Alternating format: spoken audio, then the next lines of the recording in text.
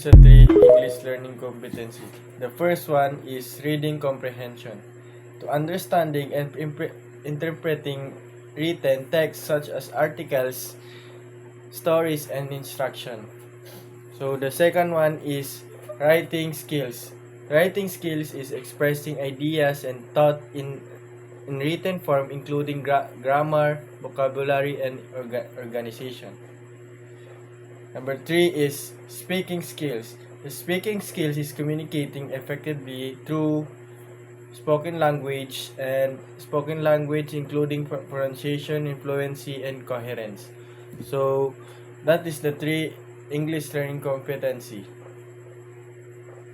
Thank you.